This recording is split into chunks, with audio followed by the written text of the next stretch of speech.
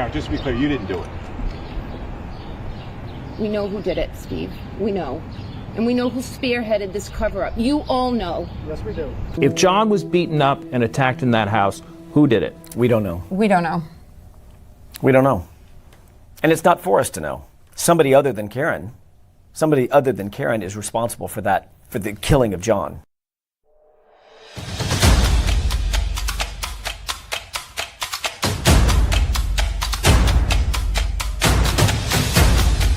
You are listening to the Roberta Glass True Crime Report, putting the true back in true crime.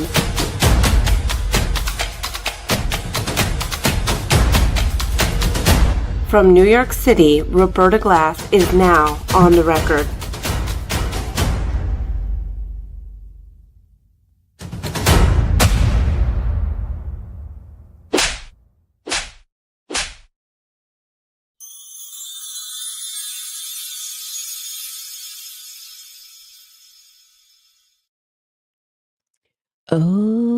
Okay.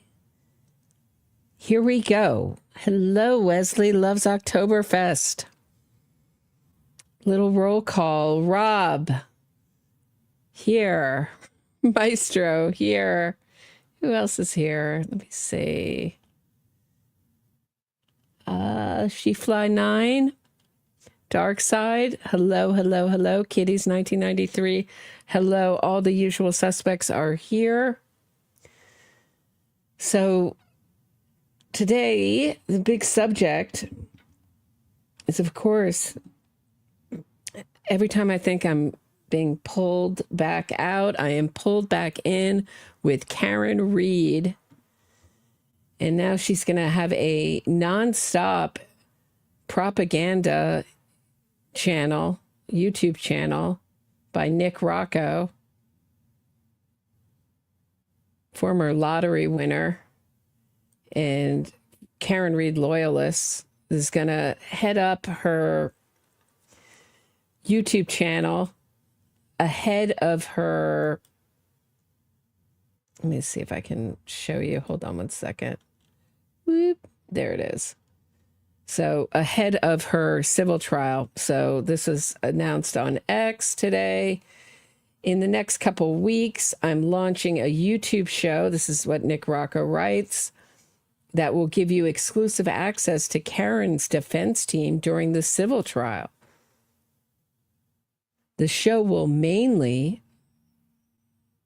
feature guests, mostly from the defense team. Strangely, he's not going to have the plaintiff's team on. He's not going to have the O'Keefe lawyers on. I'm shocked.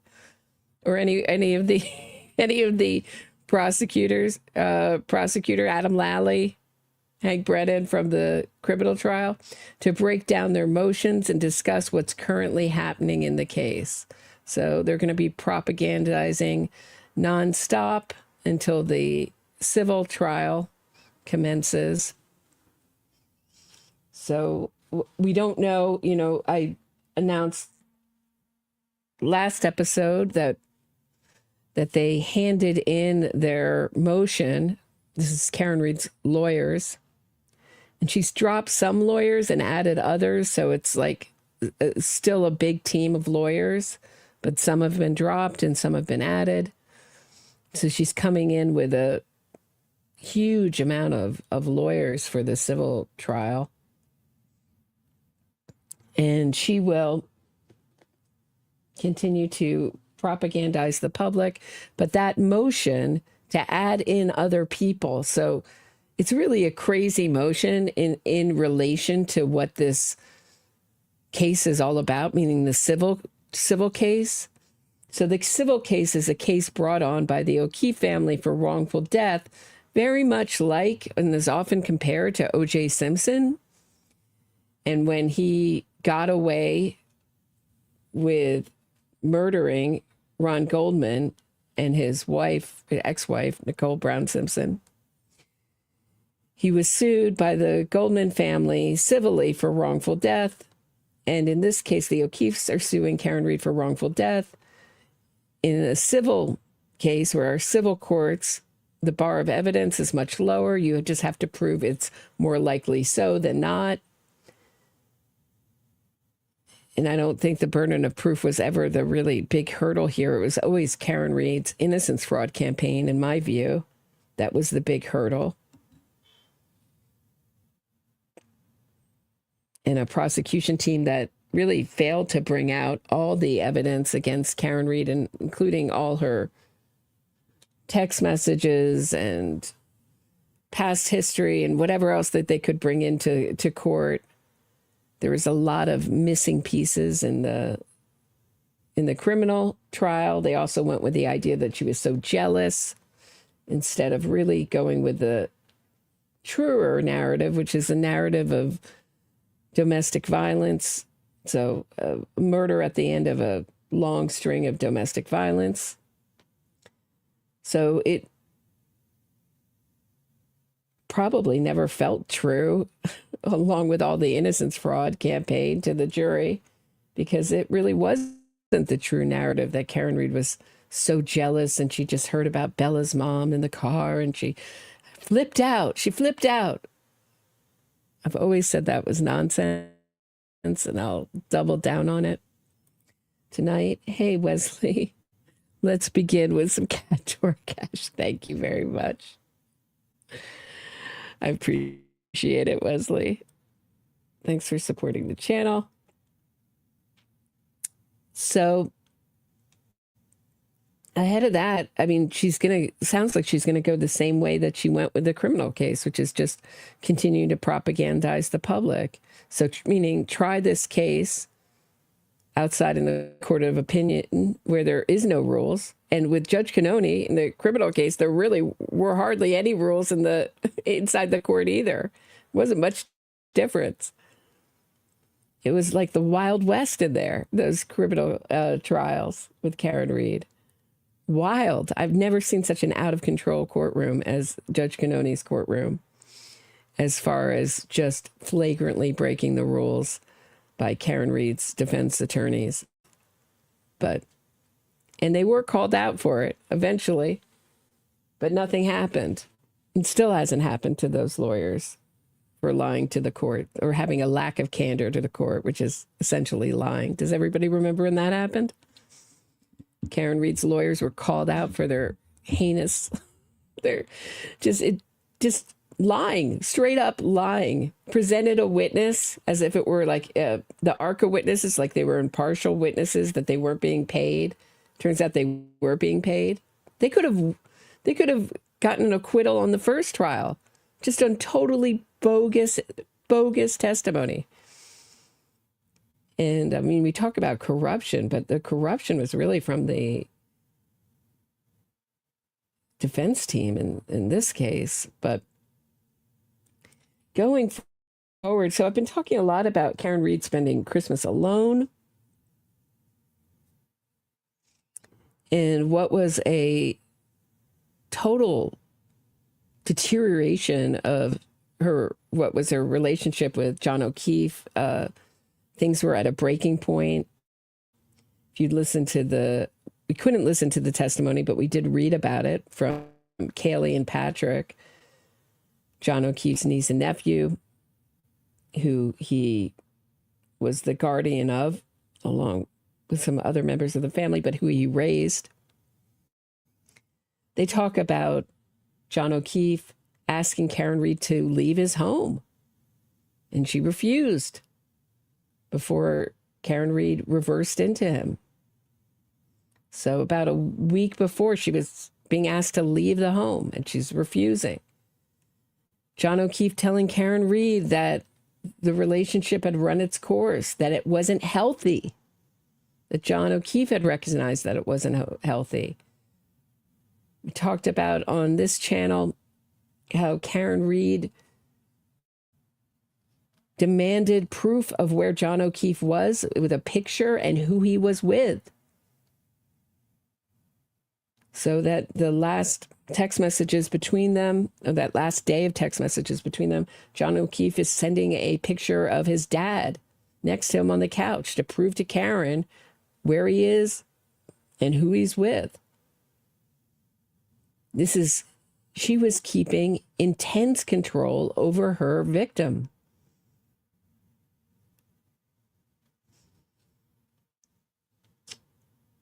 And this is a continuation of that. You can see a continuation of this kind of power and control in her text messages with Brian Higgins, and also her contradictory statements. So this is another excellent blog. If you're not following Innocence Fraud Watch, you're missing out. How cop killer and malignant narcissist Karen Read and her contradictory statements and web of lies help expose her manipulative tactics and guilt, including Brian Higgins' text, Erin O'Keefe, and sister Elizabeth Reed. So we're going to get all into that, her relationship with her sister, Elizabeth Reed, who we've never seen. It's always her brother, Nathan. Elizabeth Reed has been missing in action, MIA. 24th December 21, Karen Read took over John O'Keefe and his niece and nephew and family and friends' traditional Christmas get-together to keep the focus on her. So they had a certain ritual. I'll get into this in a later episode, but Karen Read insisted on her own, and she decided who was going to be invited, and who wasn't going to be invited was John O'Keefe, one of his oldest friends, Brendan Kane, who had a tradition of coming over on Christmas Eve with his wife and daughter. But before that Christmas Eve, John O'Keefe called Brendan Kane and said, my sister has my sister-in-law, Erin O'Keefe, so Paul O'Keefe's wife, Erin, has a problem with COVID, and it's going to be family only. And he was like, okay. But when reality, it was nobody had a problem with COVID. It was Karen who didn't want Brendan Kane there for whatever reason. So she was starting to isolate John O'Keefe from his friends. So Karen Read spent Christmas Day alone at her home in Mansfield. This highly significant fact has been hidden by Karen, her immediate family members, and all other enablers. And then she goes on, she puts let me see if I can switch, talking about her sister. But her sister, Elizabeth Reed, knows what Karen Read did on January 29th, 2022. So here's Karen Read's younger sister, Elizabeth, not an enabler. Karen Read does not mention her younger sister, Elizabeth, in public. But on October 30th, 2024, Vanity Fair published a story by innocence fraudster and gaslighter Julie Miller headed Karen Read Tells Her Story, Part 2, A New Trial Looms in Massachusetts. Julie Miller writes of Karen Read. So this is the Julie Miller that moved in with Karen Read to write a story. I mean, you can't make this stuff up. No journalistic integrity needed. Just move right in with the accused murderer. Though this chapter of her life has been dark and arduous, Read tells me she's witnessed the best and worst of humanity because of it. The evil people in my life, you know who you are, she says, once again directing her answers towards people who don't hear her. You know what you did. I'm at peace with my maker, and you, I promise, are not. Karen Read is said to not like her younger sister, Elizabeth. Therefore, was this who her cruel and callous message above was aimed at? So was she aiming that? Was she saying that Elizabeth knows that she's evil and she knows what she did? So here's Karen. And there's Elizabeth and her brother Nathan. And that's from the entertainment TV show A Body in the Snow. And when will Karen Read or her sister Elizabeth address what went down in the Read household over Christmas 2021? So that's just like a little history nobody asks about. Like, where's her sister? Why isn't her sister supporting her? Little odd.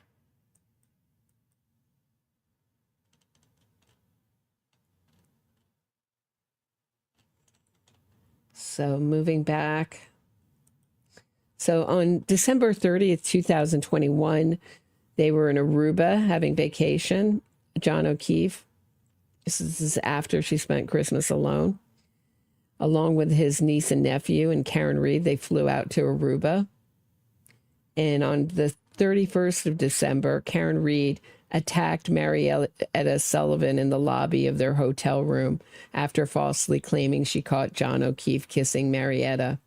And on the 5th of January, they all went back home. And within a week, she's texting Brian Higgins. So they left early from that Aruba vacation. And John, if you listen to the testimony, and I played it recently, of Marietta and Laura Sullivan, where Laura Sullivan talks about trying to get John O'Keefe to open up and how he wasn't himself and he was distant and how they left. And when he said, do you want to book for next year? He was like, I look like I need some time to get over this vacation. So the vacation was like a thing, was like a stressful event, not something relaxing for him at all. And thanks to Karen Reed and her behavior.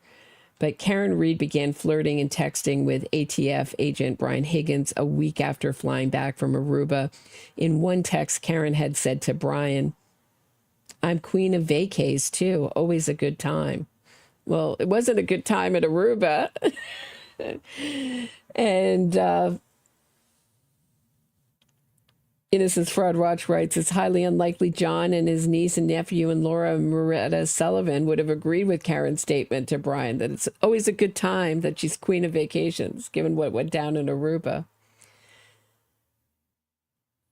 I mean, they were swearing at each other. I mean, it's just like not the kind of upset you want to have on a vacation. On the 16th of 2022, things have deteriorated. In the early morning hours of January 16th, Brian Higgins left John O'Keefe's house, having arrived a few hours earlier to watch part of the Patriots' playoff game against the Buffalo Bills. Karen had suggested she walk Brian out through the downstairs garage, and while doing so, she made a move on him and surprised him with a romantic kiss. And Karen Reed writes, Higgins hit on me all the time, never laid a pinky finger on him. Here's another one of her lies that her supporters ignore. Why do they all ignore her lies all the time? It's so odd, isn't it? Hours later, and now at home in Mansfield, Karen had texted Brian that things have deteriorated between her and John. The 18th of January, 2022, Karen told Brian Higgins that John O'Keefe's heart isn't in it in relation to the kids. Karen Reed writes, it's very, very complicated dynamic with the four of us. He isn't cut out for what he's doing, meaning he's not cut out for raising children. It's not that she's not cut out for raising children and has zero empathy, and the kids present constant issues. Well, the kids presented constant issues were taking away attention away from Karen Reed, for one thing. And Karen Reed wrote John O'Keefe on those last text messages that the kids made things toxic between them. So she blamed all the problems it's not her behavior, it's the presence of these children that are making things so difficult for her and John O'Keefe. I believe he believes what he's doing is right, Brian writes. Karen Reed writes, well, of course he is, but his heart isn't in it. It's only because he was very, very close to his sister. On the January 28th, 2022, but 10 days later, after telling Brian that John's heart isn't into it in relation to the kids, Karen had texted John at 5/14/23 and said his heart isn't into this, referring to their relationship. I know your heart isn't into this anymore. I felt it for a while, and especially lately. Again, it's not her relentless control and need to keep power and control over John that has made the relationship unbearable for John O'Keefe. it's the children. Below are extracts from further texts between Karen Reed and Brian Higgins, in which Karen chose to admit to tell Brian all what went down in the days before flying out to Aruba. She writes, I try very hard, but they are very spoiled. And they're not my family. My parents keep telling me I'd feel differently if they were mine or my sisters. So this seems like something she's just made up. Why would her, knowing that they don't get along, her parents are telling her she'd feel better if these kids were from her sister who she hates. They hate each other. She'd love the children of the sibling she despises. It doesn't, just sounds like something she just made up here. Brian Higgins says, what did he exactly do? And Karen Reed ignores that and says, I never got married, and now somehow I'm arguing with someone about raising kids. Brian Higgins writes, why won't you tell me? He was a puddle all day and then disappeared. Then I found him all over friend's sister in the lobby of our hotel, and she's gross, which I think may even be worse. Not sure. Oh God, did they bang? Karen Reed writes, so I was with the kids celebrating without him, which shouldn't be my role. No, I doubt it. He was a mess. Was it the first time with her, or do you think there were others? Brian writes. Karen writes back, I don't really think there were others. I'm with him all the time. He never seems to want to go anywhere without me. But honestly, the issue with the kids bothers me more than him actually cheating. They're constant, and it feels like a lose-lose.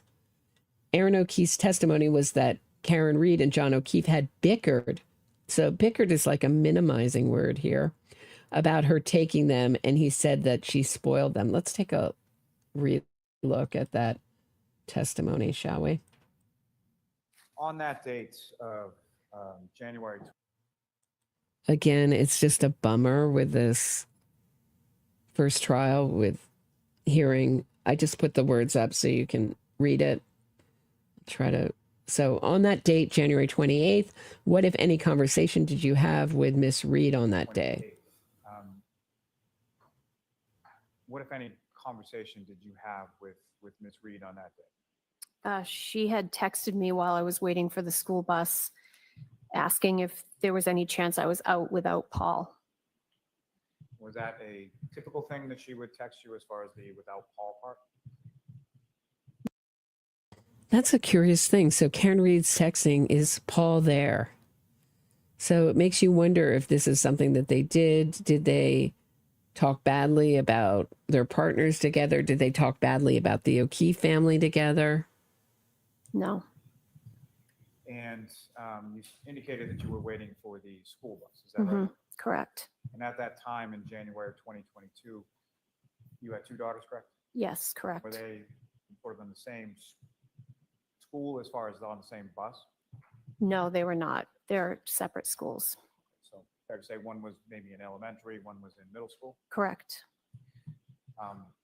So as far as around that time that you received the text, would that have been the younger daughter or the older daughter that you were waiting for the bus? The younger daughter. It was after 3 o'clock. And who comes home, or at that time, who came home first, the younger daughter or the older? Our older daughter. And when you received that text from the defendant, what, if anything, did you, or how did you respond to that? I said that I was waiting for the school bus and we had basketball on Friday nights. And the basketball on Friday nights, was that something that was one of your daughters or both? Both. And do you recall, well, let me ask you this, with regard to your daughter's basketball, at least at that time, what, if any, sort of relationship did your husband have to those basketball teams? He was the coach for both of them. And was that something that was sort of like a local league? Is that correct? Town league. Town. And did all of you, and by all I mean yourself, your husband, and the two girls, did you all go to both games that night? Correct. And do you recall about what time those games were? 6 or 7. Now, Ms. Reed reached out to you and texted you, and then you responded as you described. What, if any, further conversation did you have with Ms. Reed on that day? I asked her if everything was okay, if something was up, and she responded and said, just another day, I wish I didn't talk to an O'Keefe after 2004. And how did you respond? Which is such an odd thing to say because, again, Erin O'Keefe is an O'Keefe by marriage, but an O'Keefe. And if she didn't speak to an O'Keefe after 2004, she wouldn't have any friendship with Erin O'Keefe. It's like saying to someone's face, I wish I never met you. And your whole family. Like, what? Even if it's extended family. I said, what happened? What's going on? And they had bickered, I guess, about her taking Kaylee to Dunkin' Donuts in the morning before school. And just to be clear, when you say they, you mean Johnny O'Keefe and Karen Reed? Correct. So this is, Erin never says where she heard this from. Did Karen tell this to her? Did Erin hear about this after the fact? Where is this origin of this Dunkin' Donuts story? Because I think Innocence Fraud Watch fairly debunked it by the text messages. It seemed like Karen Reed was rejected by John. She made some advances towards John O'Keefe, and he rejected them that morning when she came back after dropping Kaylee off to school. He was just into it. She said, I tried to give you a kiss, and you, what was it, whacked a pillow in my face? So, am I right on that? That's my memory of it. But then it's gotten changed to this Dunkin' Donuts story, but it's also a fault of Adam Lally in that he doesn't ask. Like, how did you hear this?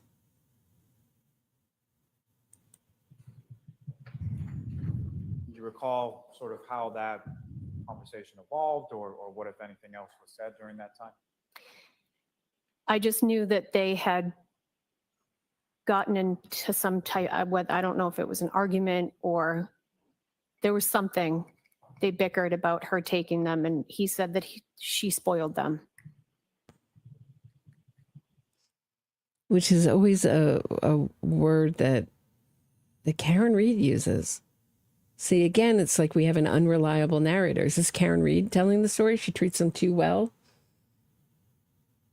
And that's what everyone objects to? Or is it is a way to triangulate and go against the rules of the house and set up John O'Keefe against the kids and get the kids to like her? I mean, spoiled is Karen Reed, sounds like Karen Reed's version. I mean, just treat them too well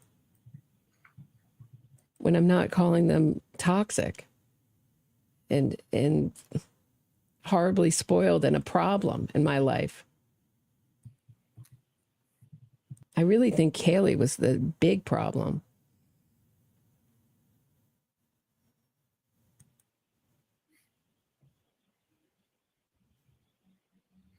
Because she was older and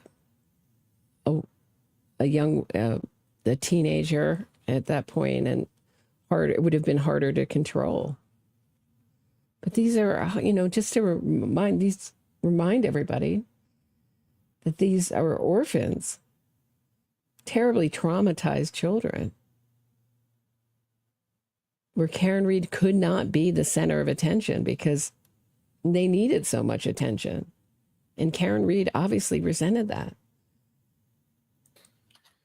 Now, as far as your conversation with Ms. Reed in regard to the weekends, what, if anything, did the two of you talk about as far as sort of plans for the weekend? I said I was anticipating a storm, so was probably going to hang in the neighborhood with everybody. Now, as far as later on in that afternoon. That's another thing, I mean, Karen Reed was told over and over again that it's going to be a storm. It's going to be a storm. It's going to be a storm. And you have this boyfriend, John O'Keefe, who never wears a jacket. and things are going very badly. Does that start your wheels spinning? That, wow, if he got caught in that storm, things could be very badly. In a way, if he got incapacitated in that storm, things could end up very badly for him. If you were looking to, quote unquote, as Karen Reed says, teach him a lesson. Karen Reed says to think that this crime wasn't planned is a mistake. Those are Karen Reed's words. Afternoon, what, if any, sort of further communication did you receive from Ms. Reed that day? I think the last text was a picture of something that popped up in her memories of my children and Kaylee and Patrick from the Cape that summer, and said, this just popped up in my memories and made me smile. Now, did you have occasion to talk with Ms. Reed any further on that day, the 28th? No, that was it. Okay, so that's that. That is that. Let me. A peace plan. Let me turn this off so it's not my headphones. Woo. Okay. So back to the end of this blog. We're almost at the end.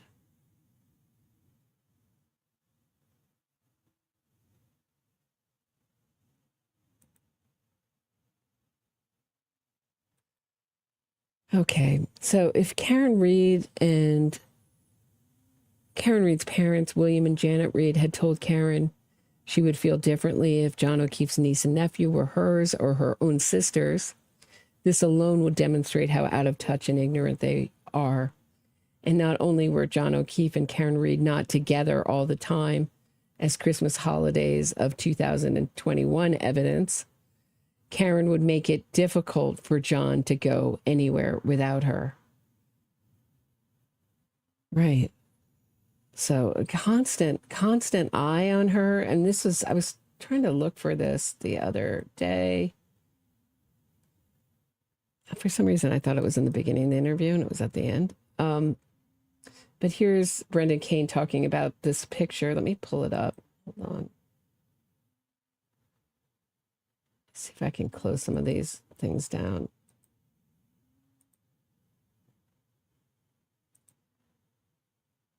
So maybe my screen will cooperate a little bit more. Let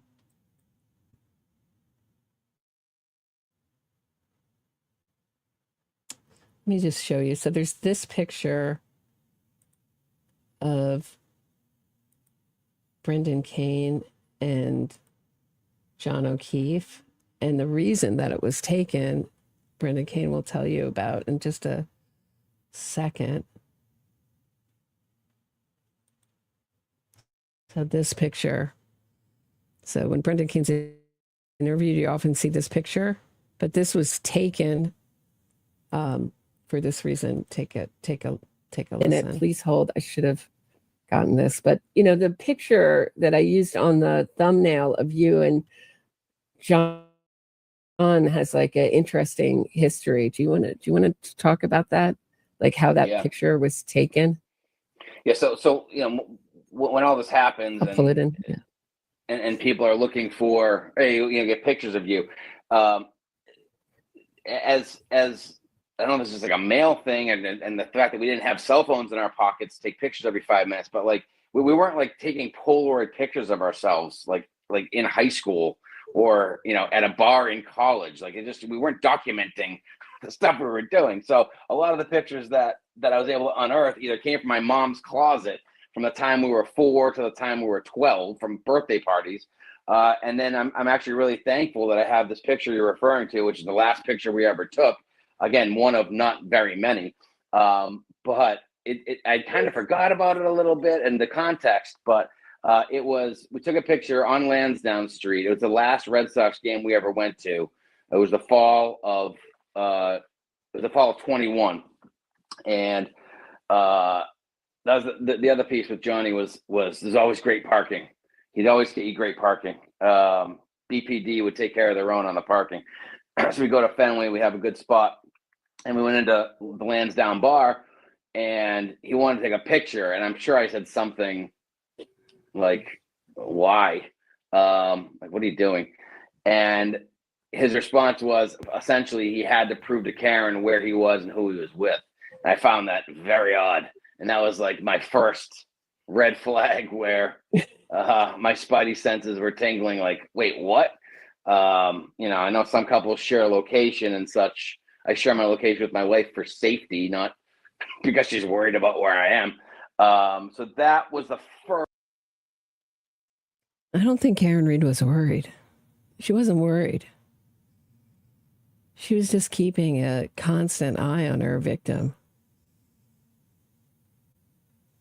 I mean, just had to have absolute power and control over him. And if this gets lost in the civil trial, if they go with this nonsense, Karen Reed was so jealous, when we know that one of the things that abusers do, female abusers, is they accuse their partners of having affairs when they're not, just to get them on the back foot, just to get them in a submissive position. And I don't know if there was so much shame around this issue or what, but or lack of being able to see it clearly for what it was, because it's a woman doing it, not a man. But if Karen Reed were a man and she ran over, if a woman was run over the way John O'Keefe was and left to die in the snow, the whole narrative of the criminal case would have been DV. It had to be. You couldn't have looked at it any other way and then left messages, I hate you, you're a pervert. That would be the narrative. But when a woman does it, it's like alcohol, she snapped, she didn't know she hit him. I mean, even people on this side were saying like she didn't know what she did, but she just gathered up an audience so they could watch her pretend to find him and watch her theatrics, pretend to be upset and pretend to be hysterical. I mean, you can hear Carrie Roberts' interviews. She's still, like, last one I heard was she was still saying, like, Karen Reed didn't know where John O'Keefe was. She just led me right to him, exactly where he was in the snow. I don't even know if they know what they're saying, if these witnesses have been brainwashed by Karen Reed's innocence fraud propaganda or not. I don't know what the mental block is. It trauma? Is it something? Is it trauma? Is it the innocence fraud campaign? But Karen Reed knew where he was. She led them right to him. No one else saw him. And Karen Reed's kicking her door, saying, let me out, let me out. But also another really ghosted detail, of course, is the plumber story. And why the plumber story is so important is I believe Karen Reed was making up a story about a plumber to delay coming out, just to make John O'Keefe feel expendable and less than. And that totally got ghosted, both trials. You think this is going to come out in the civil trial? Everyone is waiting for me to arrive at the bar. At home in Mansfield, I'm making up a new co-star. His name is Richie the plumber. No hot water, it's a bummer. It's all a figment of my imagination. Call it a lie, I feign rightful indignation.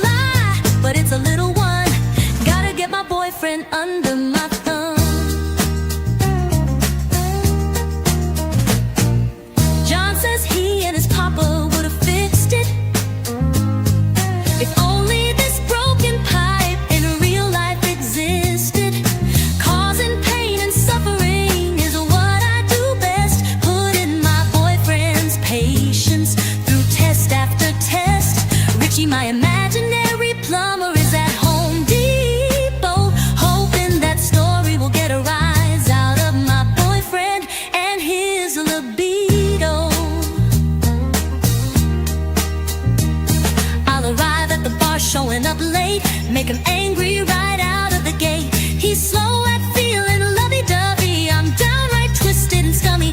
I'll down many drinks and run him over after it gets late. Scream and cry, it's you, John, who I hate. Leave him to die in a blizzard, inflicting pain. I'm a wizard.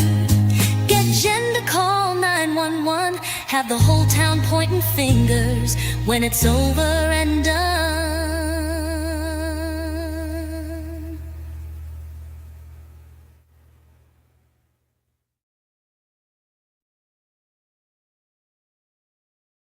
Okay, so another odd thing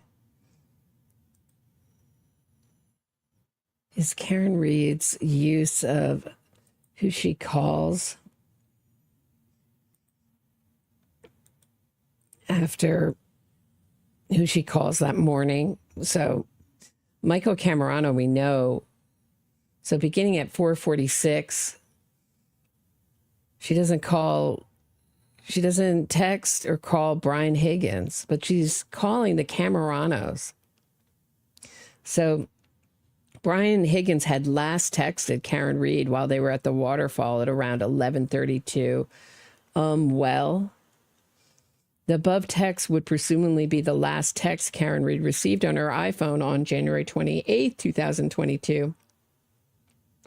And presumably Brian Higgins' 11:32 p.m. text was also the last received sitting in Karen Reed's iPhone inbox at 4:30 on January 29th.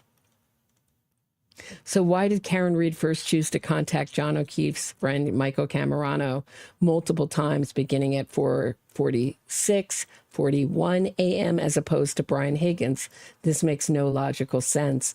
Plus, just a few hours earlier, Karen Reed had told John O'Keefe that Michael Camerano is a little off with her and apparently been for a while now. So was that her first victim? Like she knew that I think she knew the Cameranos were the type who would, just judging by their evidence, the way they gave their evidence, to put their head down and say the least incriminating things. Catherine Camerano strangely can't remember anything that Karen Reed yelled that morning. It was all a lot of yelling. Yelled, said. Everyone else remembers incriminating statements, but Catherine Camerano, all she heard was a lot of yelling. And we know what it took for Michael Camerano to mention the plumber and John O'Keefe being upset with Karen Reed that night. So why did Karen Reed choose to contact Michael Camerano, who allegedly had been off with her, but not Brian Higgins, who clearly hadn't been off with her? Karen Reed also texted Brian Higgins, John died at 11:54 a.m. when she was on her way to John O'Keefe's house with her father, brother, and sister-in-law to retrieve her murder weapon and laptop after leaving the Good Samaritan hospital. Yet she didn't send a text like this to Michael Camerano. Why did Karen Reed choose to text Brian Higgins, John died, but avoided letting him know John O'Keefe was allegedly missing? Young son injured in a hockey accident. Michael Camerano had received a call while he was in C.F. McCarthy's pub and had to leave around an hour after Karen Reed arrived because his young son was hit in the face with a hockey stick and had lost a tooth in the accident. Karen Reed had served 4 units of vodka. She had been served, 4 units of vodka by the time Michael Camerano left the pub, so she would not have forgotten about the child's accident. In fact, Karen Reed was the last person seen talking to Michael Camerano at around 10:06:54 p.m. as he was making his way to the door to leave the pub, which he did at around 10:07:03. So there he is leaving. So if Karen Reed did think John O'Keefe was missing at 4:30 a.m., she didn't. Why did she contact Michael Camerano multiple times before anyone else?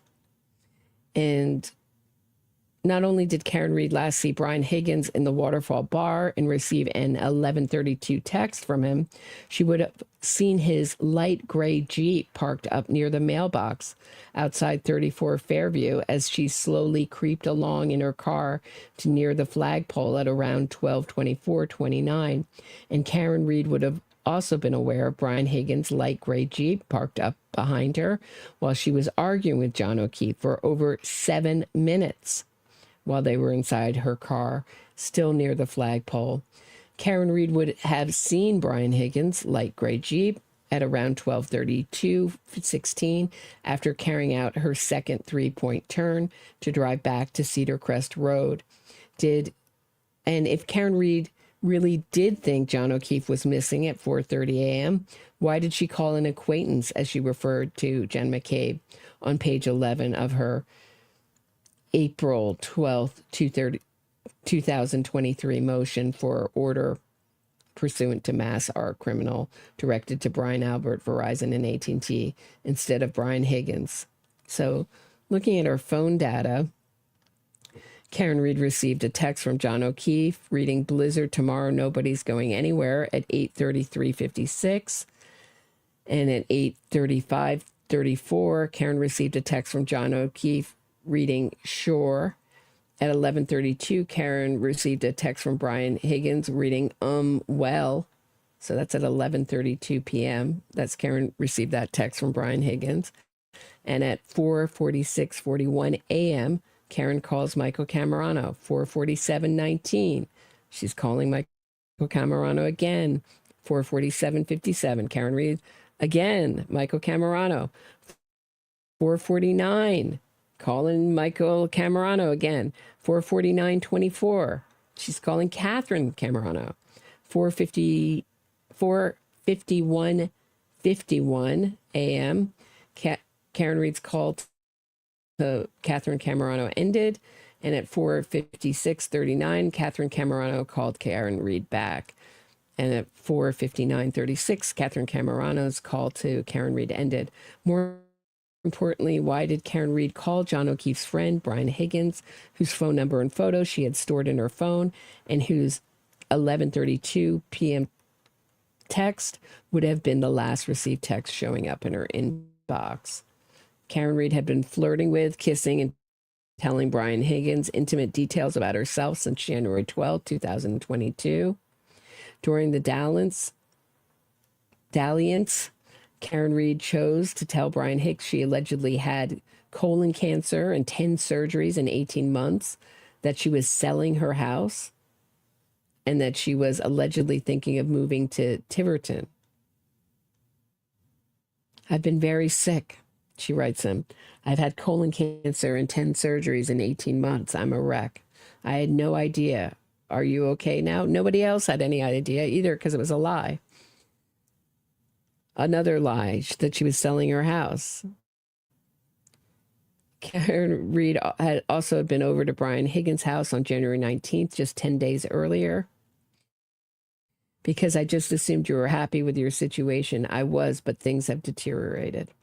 So why did Karen Reed contact Brian Higgins if Karen Reed had checked her iPhone at 4:30 to see if John O'Keefe had texted or called her? The last text sitting in her inbox would have been from Brian Higgins, who she had last seen more recently in the Waterfall Bar, not McCarthy's Pub, from where Michael Camerano had to leave earlier to pick up his son.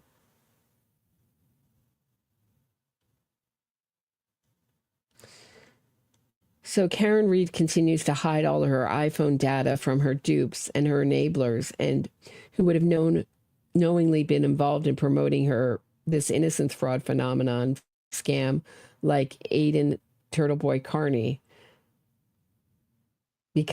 and they don't care about it because it aids their own fraud. Aiden Carney published a blog on May 10th, 2023, as part of his fraudulent Canton cover-up Fire Hose of Falsehood blog series with the header, "What's been hidden on Karen Reed's cell phone?" And he's avoided the topic ever since. Did Karen Reed delete her messages between herself and Brian Higgins from her iPhone before police seized her iPhone? And it would be a really good idea if anyone who received messages from Karen Reed, to put them out in the public domain, whether it's Erin O'Keefe or Jen McCabe or Carrie Roberts, put out those text messages, because Karen Reed is hiding them all. And when accused killers hide their cell phone data, or basically ghost anything, it's usually something important. Why did killer choose to target an acquaintance? And why did Karen Reed target Jen McCabe as opposed to Brian Higgins if she genuinely thought John O'Keefe was missing at 4:30 a.m.? Jennifer McCabe was a stay-at-home mom, mother of 4, whereas Brian Higgins was an ATF agent. So what was Karen Reed's logic and reason to target the former? If John O'Keefe was allegedly missing and Karen Reed had said they got into a fight and she left him at the waterfall, why not contact someone like Brian Higgins for help allegedly locating missing, quote unquote, missing John, instead of Michael Camerano, who had only been in McCarthy's pub for an hour? All really good points. I mean, it seemed to me obvious that she's targeting people that she could later point the finger at, get to call 911. I mean, to me, it's highly significant that Jen McCabe called 911 and Karen Reed didn't. And Karen Reed got Jen McCabe to search how long to die in the cold while Karen didn't. So she could point the finger at them later. I think she's been doing this her whole life, mixing in characters and pointing in the finger at them instead of herself. Because if she had gone and found where she left John O'Keefe after reversing into him with her foot 75% down on the gas pedal at 24 miles per hour, she went back that morning to where she left him to find him, and then called 911 alone, it would just be Karen Reed. Who else would there be to be Lane? No one else but Karen Reed. So that is what I have for today. So this will just go on and on until I hope the civil lawyers will get smarter on this. And, they're not just fighting. I think the mistake is the idea that they can just win in court because the facts will just win their case. When they're dealing with an innocence fraud campaign, it's a little bit different. The jury has already been so compromised and so tainted that they really do have to think about if I were Karen Reed's civil lawyers, I would get out all the information I could out into the public domain, the details that have been hidden in this case. It's the most important thing, and start working on a really true narrative of this case instead of the fake, phony narrative we heard at trial with the Karen Reed is so jealous nonsense. That would be my advice. So please hit the thumbs up on your way out. Support the channel. Great ways. Buy me a coffee, Venmo, Patreon. Links in the description of this and every episode. Thanks so much for listening, guys. I will be back very shortly. It's always at 6 p.m. I'll see you guys then. Have a great night, everyone.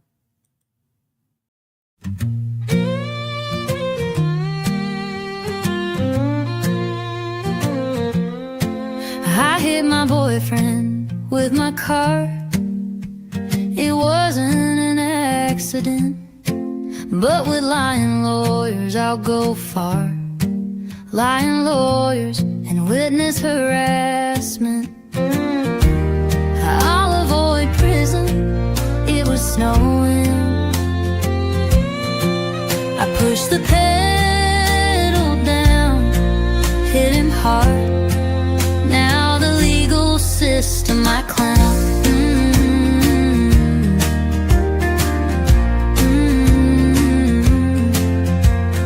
Innocence fraud campaign to save save my skin. Making money, truth is my second victim. Carry, carry, gin, gin. Like John, you were my mark. My innocence fraud campaign is my biggest hit.